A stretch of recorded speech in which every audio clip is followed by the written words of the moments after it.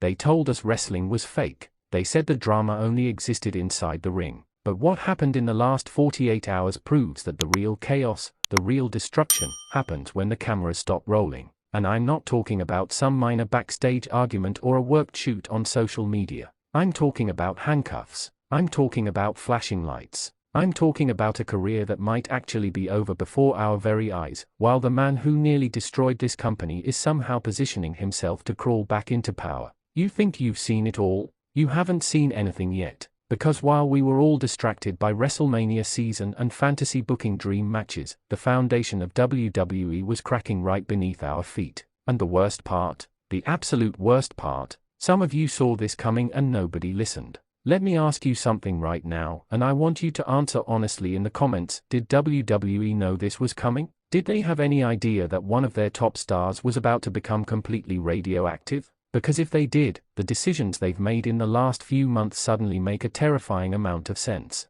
Let's get into the arrest first, because this is where everything starts to unravel. According to multiple sources, and I'm talking TMZ, PW Insider, and even mainstream outlets that normally wouldn't touch wrestling news with a 10-foot pole, a major WWE superstar was arrested on serious charges that I legally can't fully detail here, but let's just say this isn't a DUI or a bar fight. This is the kind of situation that makes sponsors nervous, the kind that makes USA Network executives start making phone calls, the kind that gets lawyers involved before the sun even comes up. Now, WWE's official response? Radio silence. Absolutely nothing. No statement. No "we're aware of the situation." No "we take these matters seriously." Just complete and total silence, which tells you everything you need to know about how bad this really is. When WWE doesn't even try to get ahead of the story with some corporate non-statement, you know they are in full panic mode behind closed doors. Here's what makes my blood boil. This star was reportedly scheduled for a major storyline heading into the next premium live event.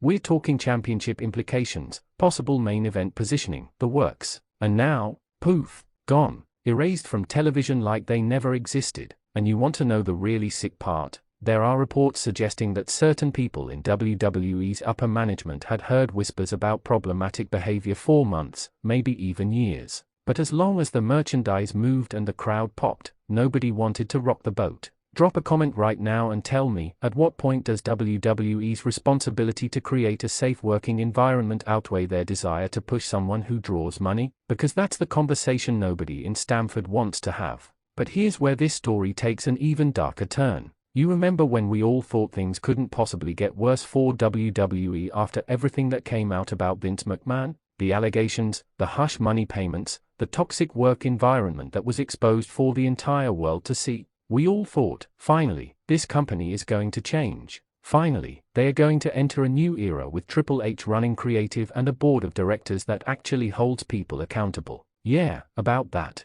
Because while this arrest situation was exploding across every wrestling news site and social media platform, another bombshell dropped that somehow got buried in all the chaos. Vince McMahon, the same Vince McMahon who was forced to resign in disgrace, who became persona non grata in his own company, who we were told would never have any meaningful role in WWE again, is reportedly in talks about some kind of return to the company. Let that sink in for a second. While WWE is dealing with one of the biggest PR nightmares in recent memory, the man who created the biggest PR nightmare in the company's history might be coming back. You literally cannot make this up. This is the kind of tone-deaf, completely insane decision-making that makes you wonder if anyone in that company has even a shred of common sense left. Now, before you blow up my comment section, let me be clear about what we know and what we don't know. The reports suggest this wouldn't be Vince coming back as CEO or even in an official on-screen role. Some sources are saying it could be some kind of consultant position or involvement with WWE's media rights negotiations. Others are whispering about potential creative input on certain legacy projects.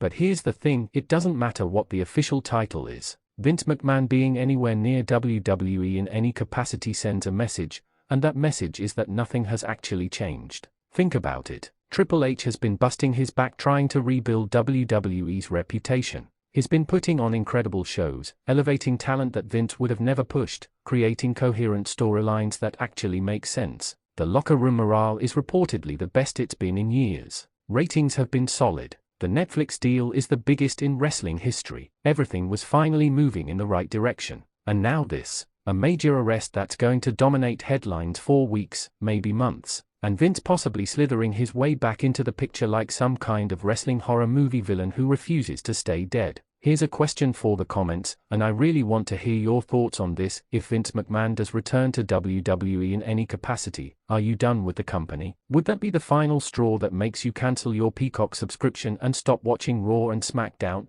Because for a lot of fans, this might be the line in the sand. Let's talk about the timing of all this, because that's what's really suspicious. This arrest didn't happen in a vacuum. There have been rumblings for weeks now about backstage issues, about certain talent being unhappy with their positions, about power struggles between the old guard and the new regime. Some people close to the situation have suggested that this arrest might actually be connected to some of these larger internal problems, that maybe this star was spiraling because of what was happening behind the scenes. And if that's true, if there's any validity to that at all, then WWE has an even bigger problem on their hands. Because it means they failed this person. It means that whatever support systems they claim to have in place for their talent are either inadequate or completely non-existent. It means that all the talk about wellness programs and mental health resources is just empty corporate propaganda designed to make them look good in press releases. The wrestling business has always been brutal. We know this. We've lost too many legends to addiction, to mental health struggles, to the physical and psychological toll that this industry takes on human beings. And every single time, WWE puts out a statement about how they are committed to doing better, about how they'll learn from these tragedies, about how talent health and safety is their top priority. But when the rubber meets the road, when someone actually needs help, where is that support? Where are those resources?